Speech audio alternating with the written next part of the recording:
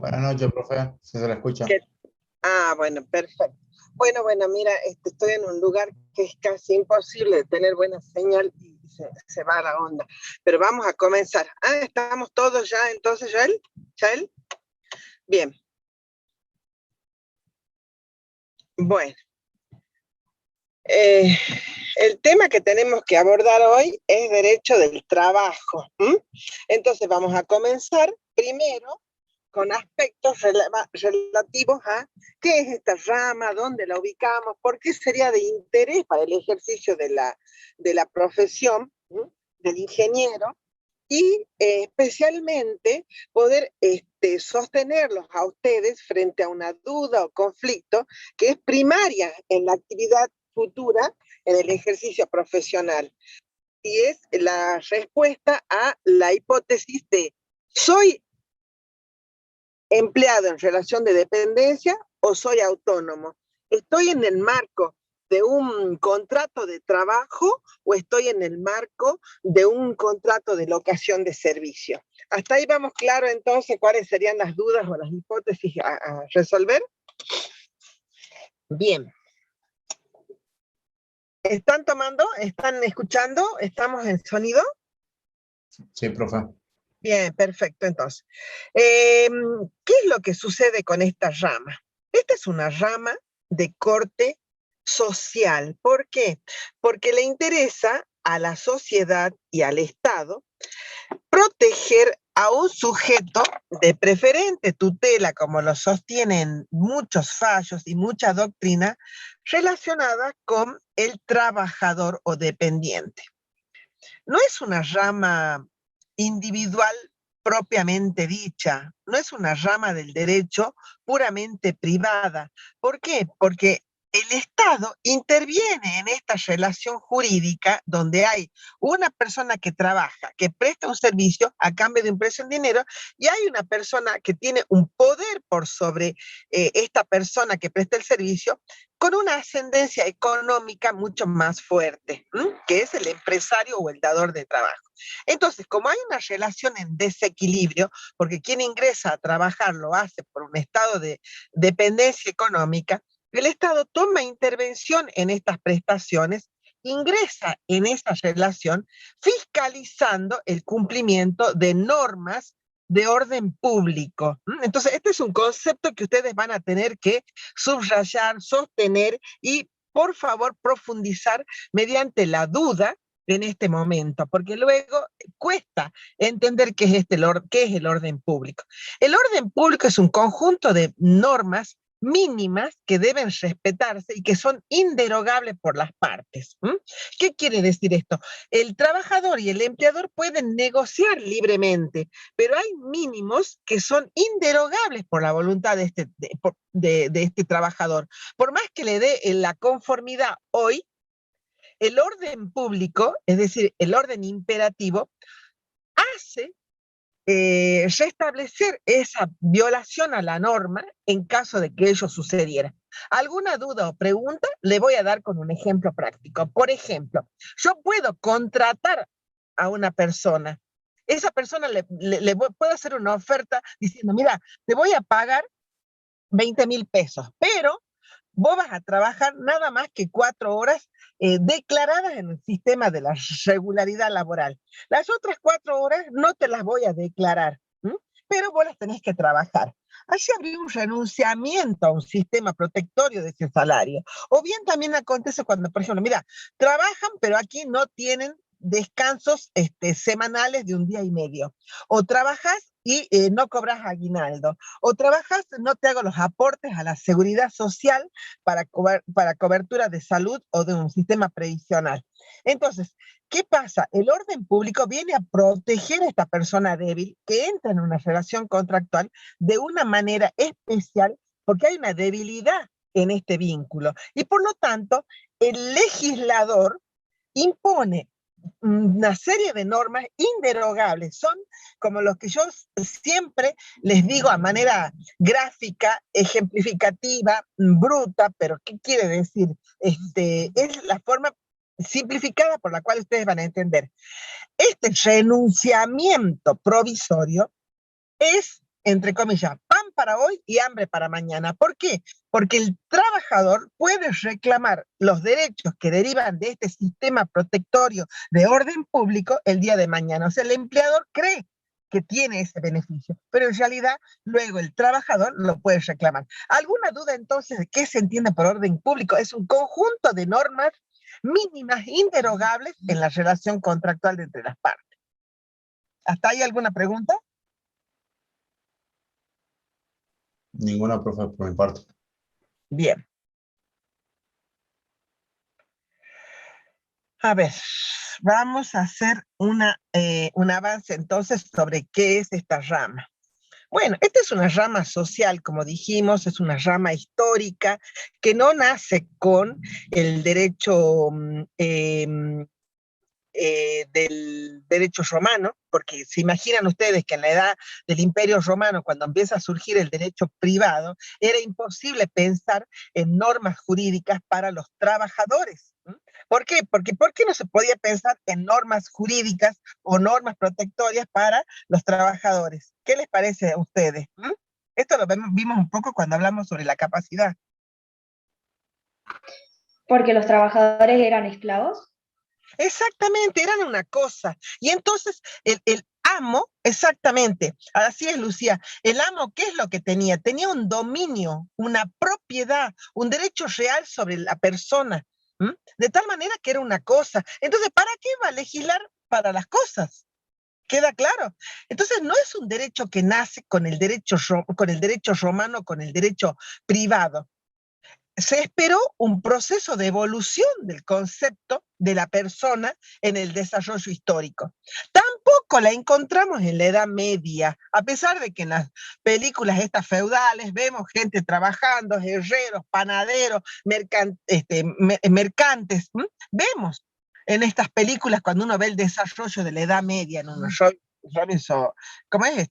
Robin Hood, estas películas que nos marcan trabajadores en ese momento. Pero ese trabajador era un trabajador artesano, independiente, autónomo, que dio bases a una normativa jurídica que se conoce como el derecho comercial, pero no al derecho del trabajo. ¿Cuándo nace el derecho del trabajo? Nace en la edad moderna, es decir, cuando aparece el concepto de organización empresaria y las encíclicas papales, la iglesia, sostiene que el trabajo no era una mercancía, que no podía intercambiarse, sino que había que aportar protección a esta persona humana para obtener a cambio de ello un beneficio, pero había que darle un marco protectorio de normas jurídicas mínimas a este servidor. ¿Entendido? Aparece entonces con el concepto de la doctrina social de la iglesia, pero en ese momento no era el concepto que tenemos hoy casi progresista del derecho al trabajo, que se da del proceso de la revolución industrial, como una forma de conseguir adeptos al sistema de la iglesia que en ese momento estaba pregonando como un sistema de protección a esta persona que estaba trabajando. Entonces, cuando acontecen los constitucionalismos, cuando acontece la revolución industrial, cuando acontece el fin de la guerra mundial, entonces organizan los estados entidades protectorias observadoras de las normas jurídicas a través de la regulación en cada estado y se generan organismos internacionales conocidos como la OIT, la Organización Internacional del Turismo, que comienza a exigir a los estados procesos de constitucionalismo de orden social en cada norma jurídica estructural de cada estado. Entonces nosotros encontramos que se incorporan los derechos sociales o los derechos del trabajador en una segunda generación constitucional. ¿Eso no es así? A ver, ¿quién se acuerda de cuál es la norma constitucional de segunda generación que el Estado argentino toma para sí y lo incorpora entonces como principio de declaración y derecho de orden constitucional que tienen que ver con el trabajo? ¿Cuál era esa disposición?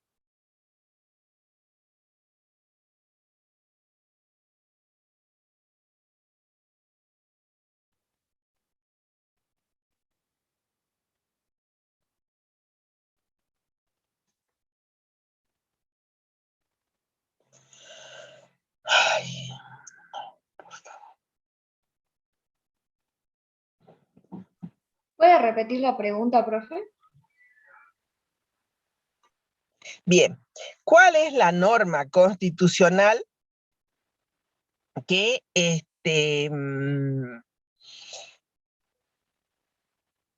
¿El artículo 14 bis? exactamente, exactamente. ¿Se acuerdan cuando nosotros vimos en las primeras unidades, dijimos que habían derechos de primera generación, de segunda generación y de tercera generación? Bueno, cuando se sancionó la Constitución en 1853, no teníamos el derecho previsto en el artículo 14 bis. El 14 bis surge cuando Perón dispone en el 45 una modificación de la Constitución e incorpora los derechos incorpora como derecho constitucional el derecho al trabajo, el derecho al pago de un salario, a una jornada limitada, el derecho a la huelga, igual remuneración por igual tarea. Si ustedes van leyendo el 14 bis, es el reconocimiento, el derecho a la salud, al progreso del trabajador en esa relación jurídica. Entonces, la base constitucional en nuestro es una norma de orden jurídico correspondiente a un segundo nivel de normas incorporadas a la Carta Máxima del Estado argentino. Por eso decimos que es un derecho de segunda generación. No se dio en 1853 porque en 1853, si bien ya teníamos la libertad de vientre, no estaban reguladas las relaciones jurídicas en 1853. Recién después de la segunda reforma, allí se incorpora el artículo 14 bis. ¿Entendido? Hasta ahí vamos claro. ¿Con qué? Como vemos entonces, el derecho al trabajo es una rama social que nace en un ciclo de un proceso posterior a la guerra, posterior a la revolución industrial y se consolida constitucionalmente después de la Segunda Guerra Mundial. Entonces, es un derecho puramente político, altamente social, modificable, de tal manera que va de la mano muchas veces con los conceptos económicos en un determinado estado. Por eso vemos que es un derecho de permanente modificación. Entonces, ese sería el origen, esa sería la fuente constitucional. Ahora vamos a ver entonces cuál es el contenido del derecho del trabajo. ¿Alguna pregunta hasta allí en cuanto al origen y en cuanto a la fuente constitucional?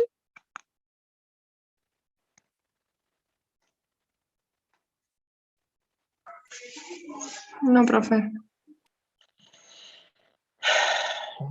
Bien, veamos.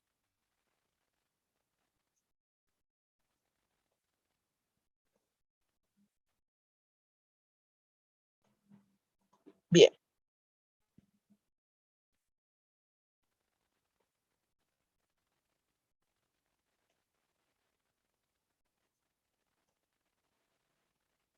Bien.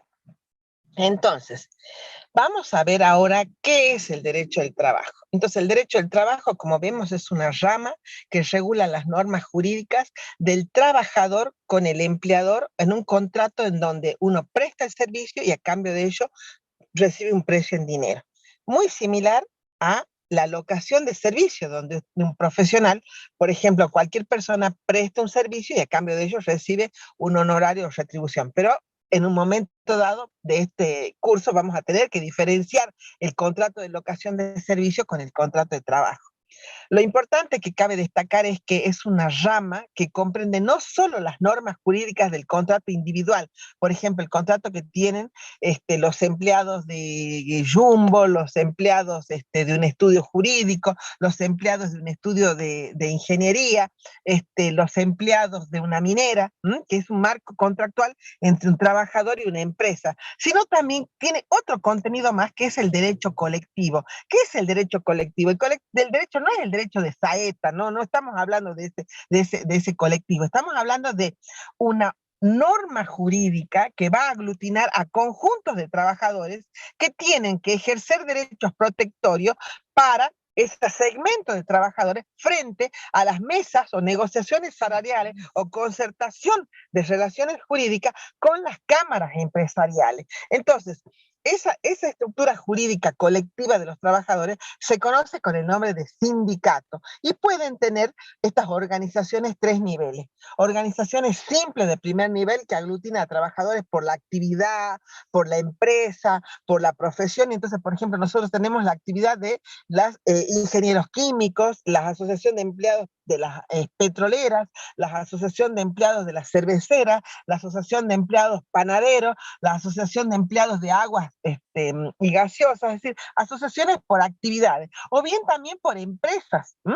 Los empleados de Aguas del Norte, asociación que aglutina a trabajadores de una determinada organización. Eso sería un primer nivel. Un segundo nivel son las federaciones, que las distintas asociaciones se unifican y generan una persona jurídica nacional. Entonces, todos los gremios, por ejemplo, de la Unión Obrera de la Construcción, de cada una de las provincias, se aglutinan en una federación que funciona en Buenos Aires.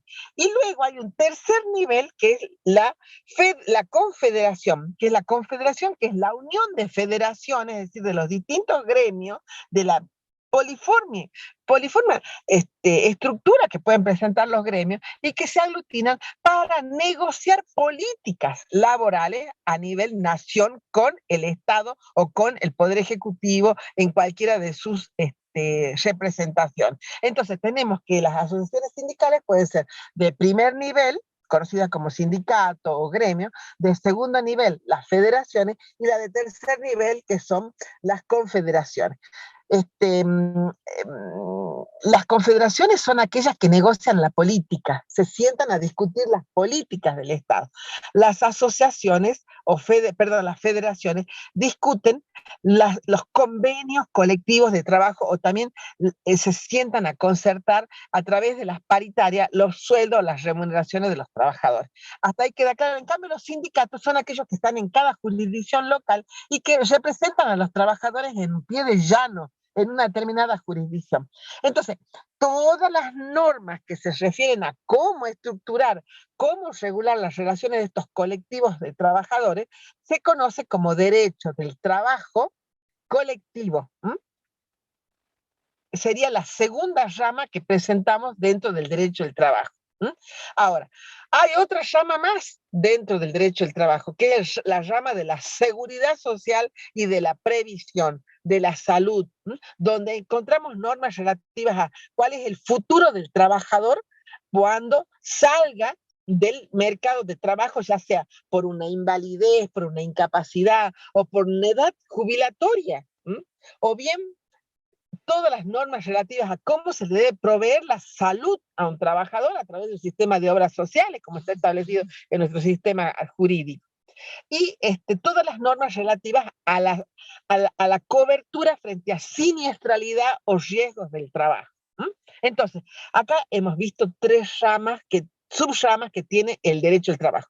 La rama del derecho del trabajo individual, la rama del derecho del trabajo colectivo y la rama del derecho de la seguridad social y de la previsión. ¿Hay alguna pregunta entonces respecto de esta división en tres ramas que tiene de interés todas las normas jurídicas del derecho al trabajo? ¿Alguna pregunta?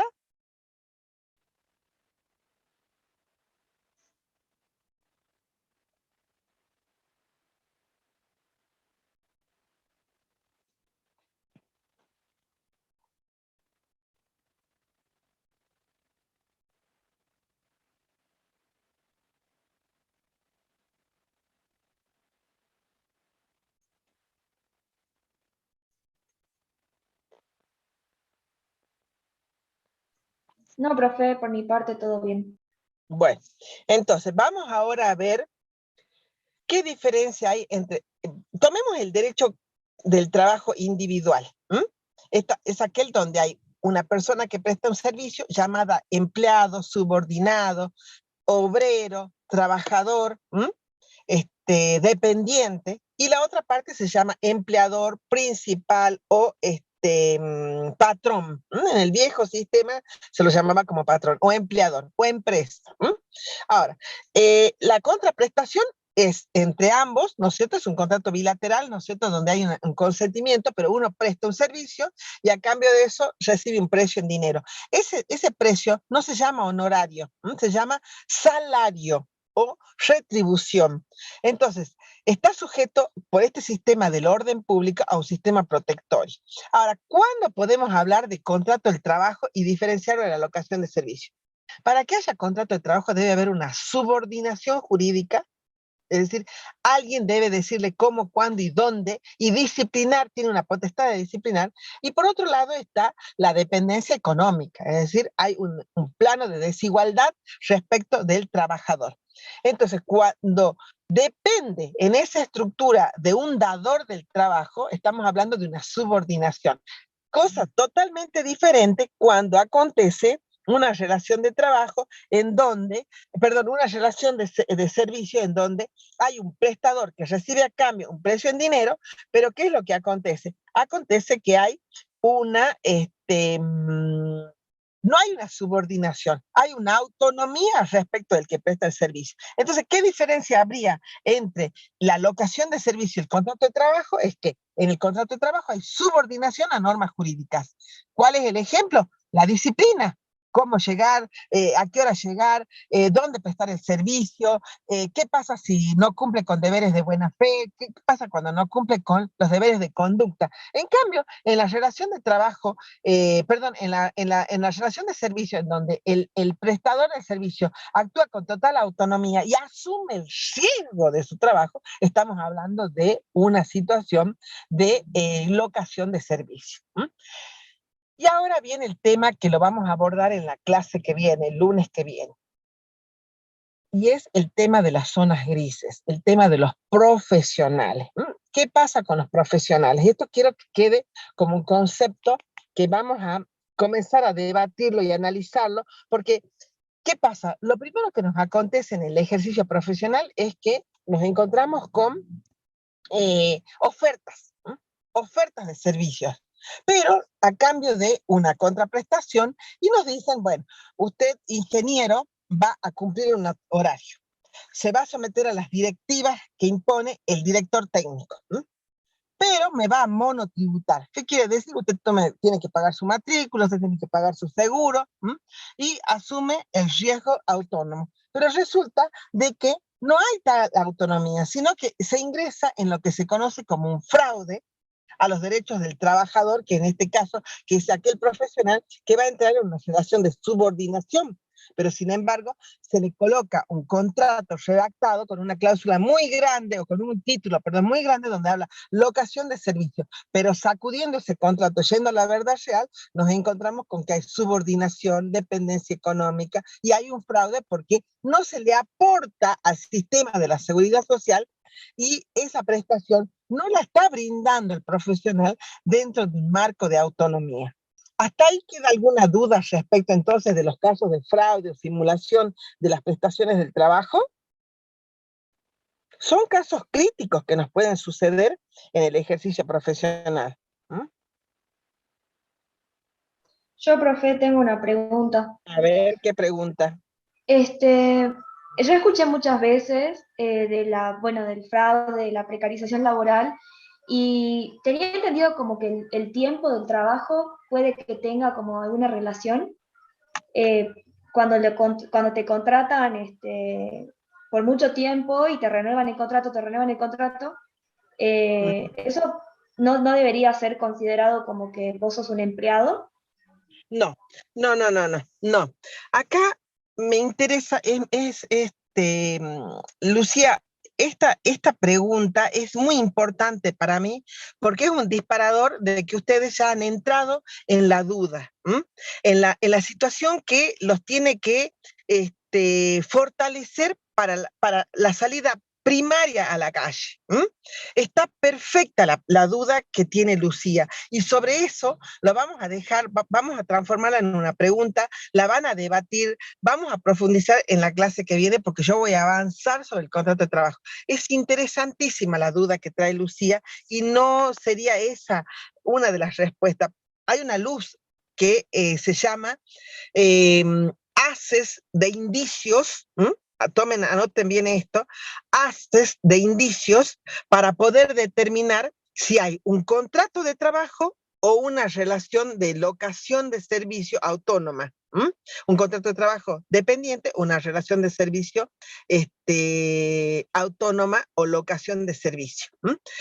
Lucía nos plantea la siguiente situación. Ella nos dice, profesora, cuando yo como ingeniero me someto a contratos de trabajo que me imponen una carga horaria y un contrato de prestación de servicio, ¿no? No hablemos de contrato de trabajo, a un servicio. Y me renuevan sistemáticamente ese contrato. Allí estaríamos en un contrato de trabajo o en una relación de locación de servicio. ¿Sería así, Lucía, o no te entendí bien? ¿Mm? Es decir, Sí, a esa ella, era la pregunta. claro, ella dice, yo tengo una sumatoria de contratos. Todos los meses me hacen renovar contratos. ¿Es una locación de servicio o un contrato de trabajo? A mí lo que me interesa es que esto lo vamos a pulir la clase que viene, pero me interesa que ustedes piensen esto. Vean la diferencia abismal en cuanto a la crisis que puede provocarse esta situación.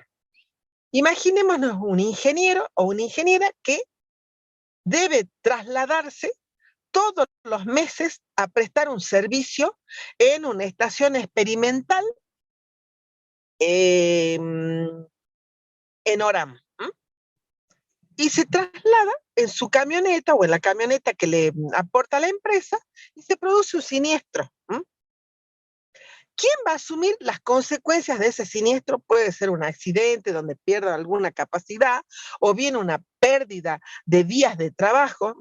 ¿Quién va a asumir esa pérdida si está dentro de una relación autónoma o si está dentro de una relación de dependencia? No quiero que me la contesten ahora, quiero que la debatamos. Eso vamos a verlo en la clase que viene. Miren, ¿se imaginan una persona que muere en ese siniestro o que pierde una visión o que pierde días de trabajar por una internación? Si es autónomo, ¿quién va a asumir ese riesgo? Y si es dependiente, ¿quién va a asumir ese riesgo? Entonces, aquí hay que tener mucho cuidado porque esto nos va a acontecer en los primeros años del ejercicio profesional. Aparecen importantes ofertas, pero hay que saber sacudir esa relación, analizar ese contrato para ver si tengo haz de indicios que me indican si soy trabajador y entonces el riesgo es a cargo de la empresa, o si soy autónomo y entonces el riesgo por esos siniestros es a cargo mío. ¿Entendido? ¿Hay alguna duda sobre lo que estoy planteando, este conflicto que nos puede, esta crisis que nos puede acontecer?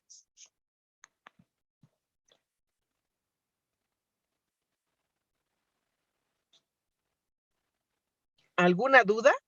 Dejo los disparadores, son haz de indicios para poder identificar quién va a proteger la crisis de esa relación, en esa relación. Bien, vamos a avanzar un poquito para ver este contrato de trabajo subordinado. Entonces, el contrato subordinado es un contrato, en principio, que se rige por una norma, que es la ley de contrato de trabajo. Esta ley de contrato de trabajo es un reglamento que tiene qué es el contrato, qué se entiende por antigüedad, cuáles son las modalidades del contrato de trabajo, cuáles son los derechos que tiene el trabajador, cuáles son las obligaciones que tiene el empleador, cómo se protege ese salario, cuáles son los mínimos inderogables que tiene que tener esa prestación y por sobre todo establece también el régimen de protección en la salud del trabajador mediante un instituto que se llama las vacaciones, porque las vacaciones no está pensado como un sistema solamente de recreación, sino que está pensado como un sistema para que el trabajador tenga un tiempo de descanso compensado o pagado a los efectos de poder tener una higiene mental, una higiene física respecto de ciclos de trabajo. También en ese reglamento, en esa ley, están las normas relacionadas con las jornadas de trabajo. Todo trabajador tiene una capacidad para responder a una relación de subordinación 8 horas, está estudiado esto desde el punto de vista de la salud. En breve se corta y dice volveremos a ingresar con el mismo link. Perfecto. Es decir, que hay un sistema regulado respecto de la cantidad de horas. Y también si hay...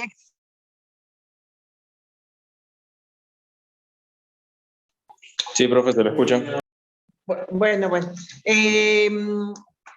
¿Alguna duda o pregunta hasta aquí?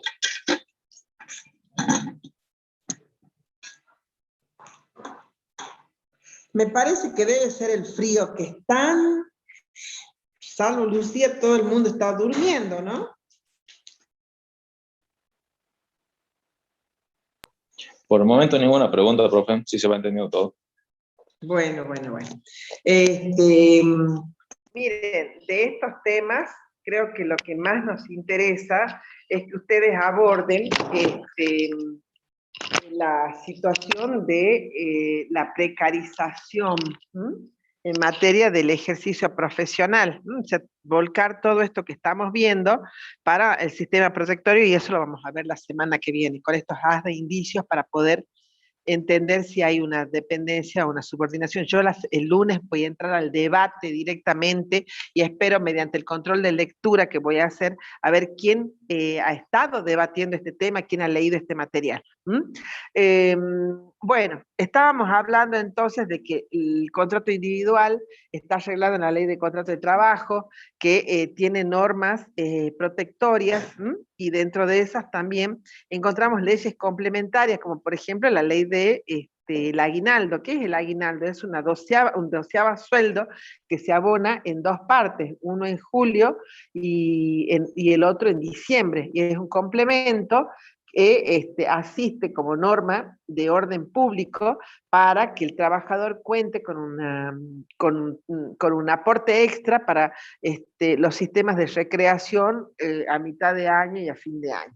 Entonces, todo trabajador tiene derecho al pago de su salario, que puede ser a destajo, por mes, por quincena, por día. A destajo es cuando, por ejemplo, se establece por unidades de medida. Ese salario está previsto con un sistema de protección, porque como ha sido negociado ese salario a través de una mesa paritaria a nivel de las organizaciones sindicales y las cámaras de empresarios, es de carácter obligatorio y no se puede pagar por debajo de ese salario mínimo. Se puede pagar por arriba, pero no por debajo. Y tiene un sistema de protección de tal manera que hay que declararlo en un recibo.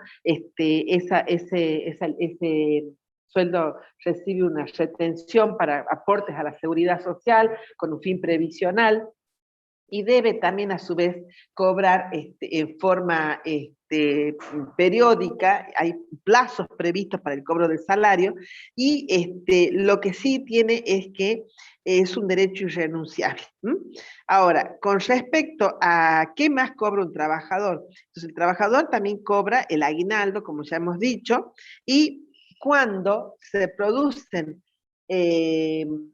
ciertas suspensiones por razones de salud justificada, tiene derecho a percibir ese salario de acuerdo al periodo rentado de licencia por enfermedad que pueda sufrir ese trabajador. Entonces, este sistema de este contrato de trabajo es un sistema que, como hay normas de orden público que el Estado puede controlar, lo ejerce a través de un poder de policía fiscalizador, que lo tutela el Ministerio de Trabajo o la Secretaría de Trabajo de cada organización.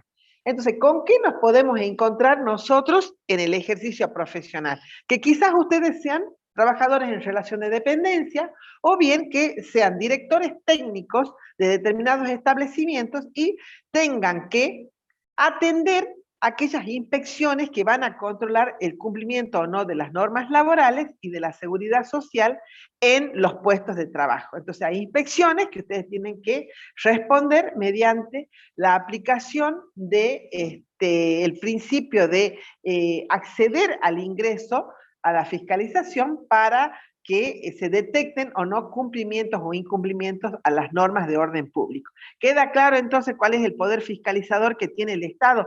Por ejemplo, si yo tengo un contrato de alquiler o una compraventa, el Estado no ingresa en esos contratos a fiscalizarlos, porque son contratos totalmente autónomos, independientes. Pero en el contrato de trabajo, el Estado puede ingresar a los efectos de ejercer el contralor mediante el ejercicio del poder de policía, y fiscalizar si se cumplen o no con las normas mínimas de orden público.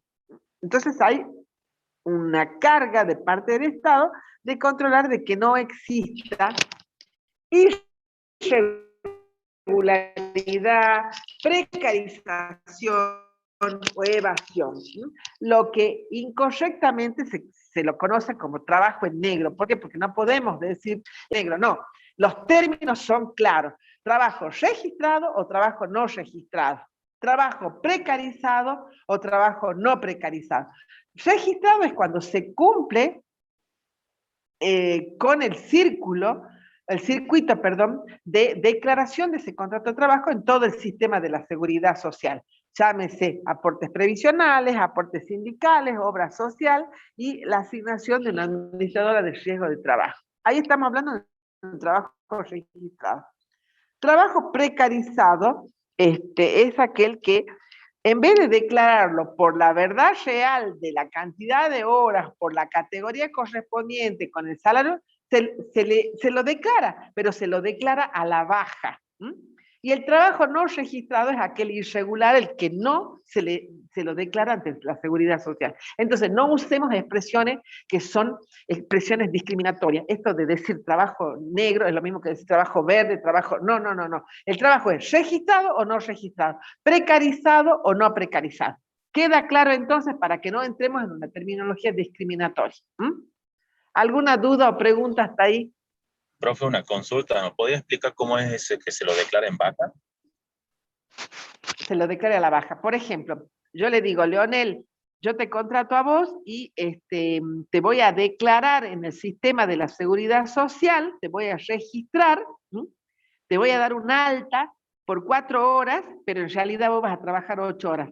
Las otras 4 horas que vos estás trabajando, ¿qué es lo que voy a hacer? Te voy a pagar por fuera del sistema, en forma directa. ¿Hasta ahí te das cuenta, Leonel? Entonces está precarizando, está pagando a la baja.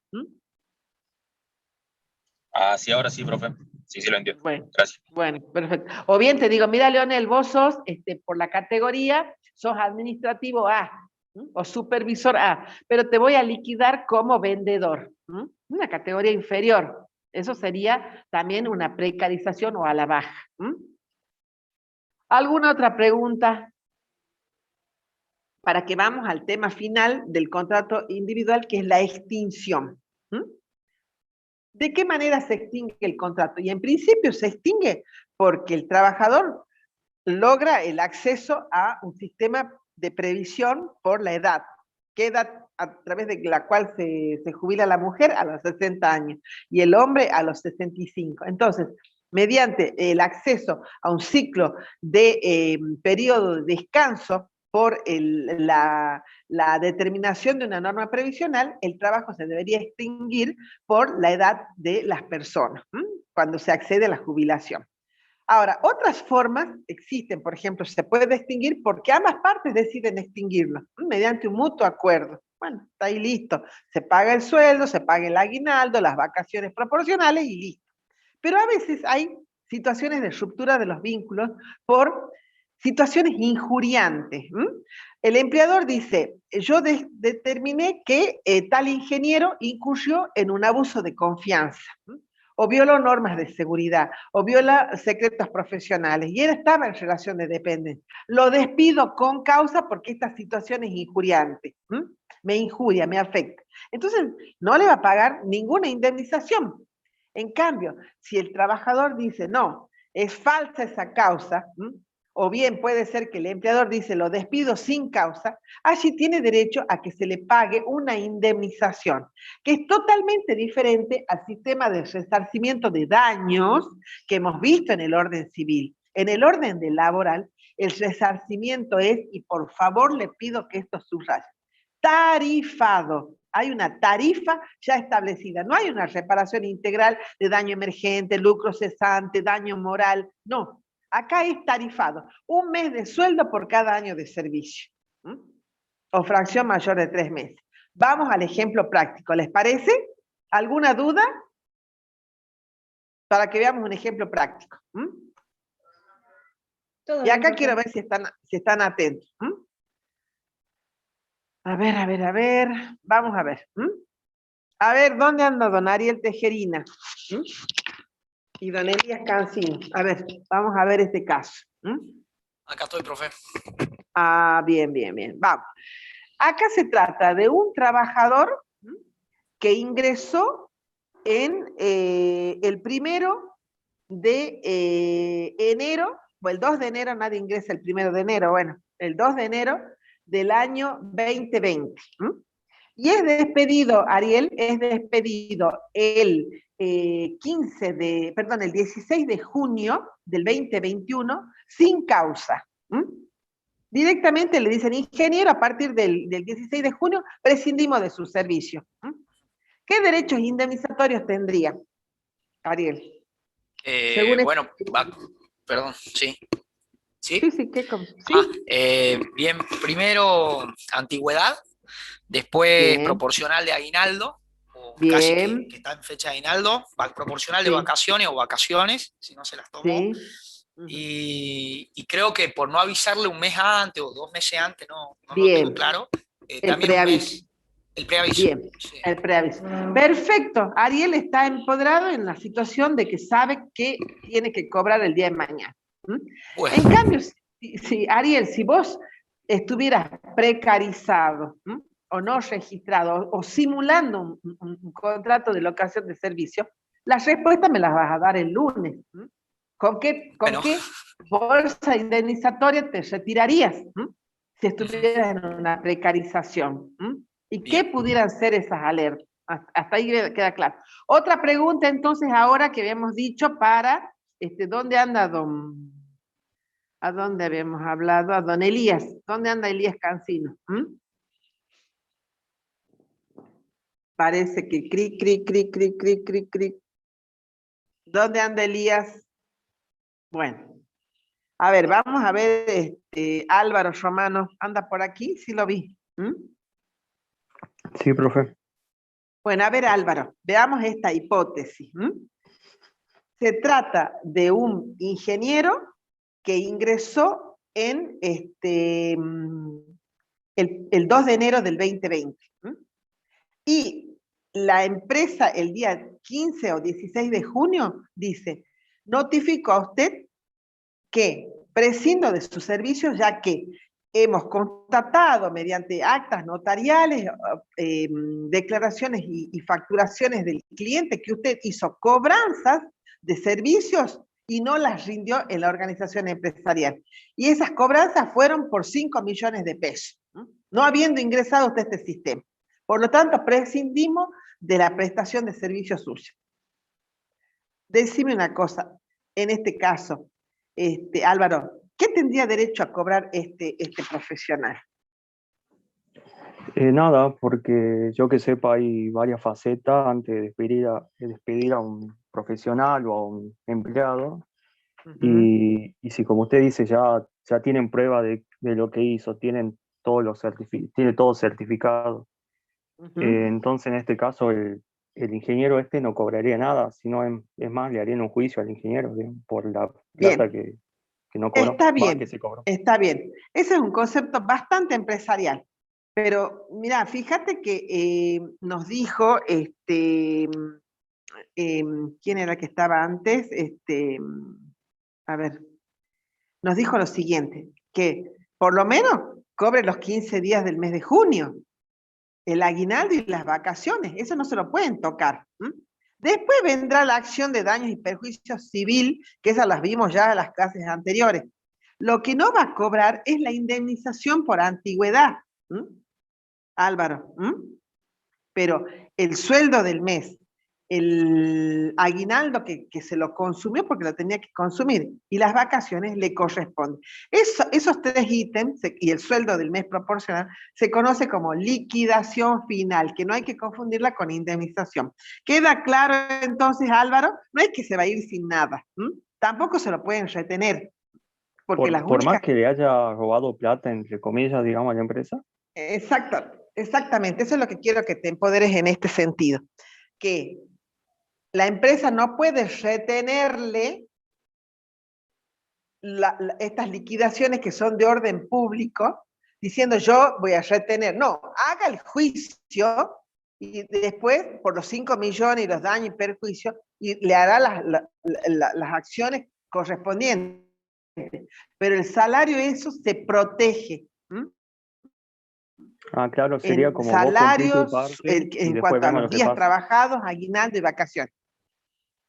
Es- Exactamente. Bien, está bien. Pero Álvaro, si resulta que esa acta notarial es fraguada, esa empresa, vos sí rendiste el dinero, y no es tu responsabilidad, sino que es de otro superior, tenés derecho a defenderte y rechazar esa causal y someterla a un análisis de un poder judicial. ¿Entendido, Álvaro? Entonces, no es tan fácil. Tiene que haber Perfecto. una causa que justifique. ¿Entendido?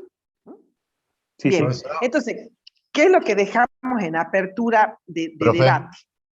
Sí, a en ver e- quién es. Nicolás, Sí, en ese Nico, caso Nico, a que, ver. bueno, le estén diciendo al ingeniero que es algo que él no haya hecho, él lo puede acusar o sea, puede hacer juicio por daño y perjuicio en ese caso directamente, ¿no? No, porque ¿qué dije yo? Que en el derecho al trabajo las indemnizaciones, ¿cómo son? A ver quién me contesta. Le dije, subrayen eso. Tarifaria, profe. Tarifados. Tarifada. Lo único que puedes reclamar es la indemnización por años de antigüedad. Como no le van a pagar la indemnización por antigüedad, hará un juicio para replicar el despido. Ahora, pero ¿qué pasa? Atención, entre paréntesis y casos de hipótesis. Pero si el día que lo despiden, lo injurian, lo descalifican, lo escrachan en las redes, hasta lo golpean muchas veces, entonces ahí estamos superando la indemnización tarifada, estamos entrando ya en un hecho delictivo mucho mayor. Entonces, algunos casos extraordinariamente se le otorga derecho a ser indemnizado por fuera del derecho del trabajo, pero excepcionalmente, porque el derecho al trabajo ya tiene su sistema tarifado. ¿Entendido? ¿Profe? A ver, ¿quién quiere preguntarme? Sí. Avi, una consulta. Y en el caso que usted recién dijo, cuando el empleado nos roba, Sí. ¿cómo tenemos que despedirlo para que no? Porque tengo una conocida que ella despidió a un empleado porque el empleado lo robaban con, digamos, documentación fehaciente de todo lo que el Sí, empleado sí, hacía, y el empleado le terminó haciendo la denuncia a ella y le sacó muchísima plata. ¿Cómo uno se protege de eso? Ahí está, ahí está. Estamos entrando a un principio de derecho procesal laboral. ¿Qué pasa? Es tan protectorio el derecho al trabajo que incluso lo protege al trabajador en el juicio. Entonces tiene que ser un juicio muy solvente y muy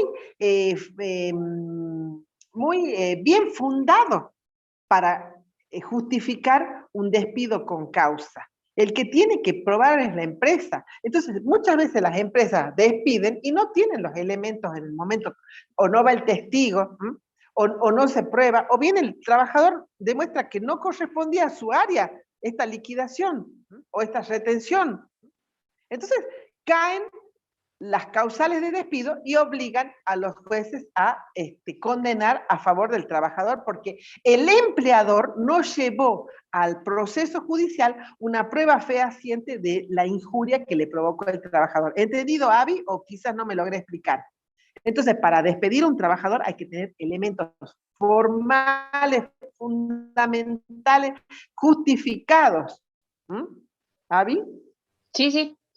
Porque Es el como que derecho... tenemos que estar muy seguros a hacer el juicio del Exactamente. empleado. Miren, por ahí ustedes habrán escuchado, en caso de duda, se está a favor del reo, en el derecho penal. Acá, en caso de duda, se está a favor del trabajador. Esos son los principios protectorios del derecho al trabajo, porque es una relación que tiene un desequilibrio natural. Entonces, hay todo un sistema protectorio del derecho al trabajo. Hasta ahí queda claro. Entonces, yo creo que, bueno, en esta última parte nos hemos despertado un poquito, hemos practicado mediante un juego de simulación que acá nos han aportado los compañeros, despidos con causa y despidos sin causa. Estas indemnizaciones, acá como dice Avi, tuvo que pagar un montón de plata. Bueno, póngale que era una trabajadora que tenía 20 años de trabajo, y tenía una remuneración de 50.000 pesos. Avi, ¿cuánto va a tener que pagar ese empleador? Perdón, ¿me puede repetir? Claro, si vos me dices, mira, doctora, resulta que mi amiga la despidió a la empleada cobraba 50.000 pesos mensuales y le rechazan la causal del despido, o sea, le hacen lugar a la justificación del despido sin causa, y entonces la condenan a la empresa a pagar los 20 años de servicio. ¿Cuánto tendría que cobrar entonces esa trabajadora? Si el sueldo era 50.000 pesos mensuales, lo multiplicamos por 20 años. Por 20 años. 20 sueldos, entonces ¿cuánto tiene que cobrar de cash? Sería 20 por los 50.000 mensual. Uy, por 2. Claro. ¿Son cuánto? 12 millones de pesos. 12 millones de pesos. 12 millones de pesos. Pero ¿saben qué pasa, Ari? Y los aguinaldos. Resulta, exactamente, no, los aguinaldos siempre se prescriben a los 2 años. Pero ¿sabes qué, Abby? ¿Sabes qué le pasó a tu amiga? La tuvo precarizada o no registrada durante 2 años y la declaró nada más que con 18 años. Por haberla precarizado, tiene una multa y esos 12 millones se duplican, se hacen 24 millones por haberla precarizado. Y hoy, en este momento, despedir a un trabajador. Y aunque el empleado nos haya robado. Atendeme una cosa. Y hoy, en este momento, por la pandemia, ustedes habrán visto en los diarios que dicen, ¿qué es lo que dicen? Prohibido el despido. Entonces, porque si no, el trabajador puede ser reinstalado o si no, puede reclamar la indemnización también al doble. Otra duplicación más. Entonces, ¿se nos va a cuánto? A 36.000 pesos. ¿Por qué? Porque la causal para despedir a un trabajador tiene que ser probada. La injuria tiene que ser probada por el empleador, porque si hay una pequeña debilidad, el sistema protectorio va a proteger al trabajador. ¿Entendido? Por más que me haya robado, Abby, muchas veces es débil la causal, o no tengo los elementos probatorios. En estos momentos no se está despidiendo a nadie porque todos los empleadores que tienen a las personas registradas van a tener un doble de indemnización por el sistema de decretos que ha dictado el Poder Ejecutivo. Bien, no importa. Esto ha sido un cóctel de ida y vuelta respecto de lo que es el derecho al trabajo, cómo es una rama de origen moderna, casi contemporánea, cuándo se constitucionaliza, qué dice el artículo 14 bis, cuáles son las ramas, qué es el contrato individual, el contrato individual privado, porque también hay un contrato de trabajo público, que es el que se mantiene con el Estado, donde ahí por la Constitución tenemos estabilidad permanente. En cambio, en el trabajo privado tiene una estabilidad relativa, es decir, si me despiden tengo derecho a indemnizar. ¿Qué tipo de indemnizaciones tengo? ¿Cómo son las tarifadas? ¿Qué es esto de la tarifada? Vamos a seguir viendo en la clase que viene, a leer, pero más que nada a debatir sobre este punto, sí. ¿Quién asume los riesgos cuando hay locación de servicio y cuando hay contrato de trabajo? ¿Y cuáles son los haz de indicios para poder decir, me están simulando un contrato autónomo cuando en realidad hay una subordinación? Es un tema que lo eligen mucho para la clase, para el global integrador. Muchos alumnos les gusta este tema porque es una autopercepción a futuro de lo que nos puede pasar, las situaciones de riesgo. Lo dejamos entonces para el debate del lunes, ¿les parece? Sí, profe. Bueno, profe. Bueno, vayan al fogón imaginario. Y que, bueno, ustedes saben que Güemes fue, justamente, está muy reconocido porque él generó un foro, el foro gaucho, que era un sistema de protección, que era una norma protectoria para la gente que estaba en la milicia, tenía un sistema indemnizatorio. Bueno, que tengan unas buenas noches y un lindo día de Güemes, recordando de alguna manera este líder. Nos estamos viendo el día, el lunes, es feriado, ¿no? El lunes es feriado, profe. Bueno, ya será el miércoles, vamos a debatir este tema para ya ir cerrando, ya estamos terminando todos los temas. Ya el lunes le van a dar el miércoles ya van a tener, seguramente el viernes van a tener cuándo van a ser los parciales finales y los globales. Ya vamos cerrando, vamos leyendo los materiales. Que tengan un buen descanso. Igualmente, profe, buenas noches. Igualmente, profe. Cariños a Hasta todos. luego. Gracias, profe. gracias, hasta luego. Hasta luego, gracias. Chao, chao.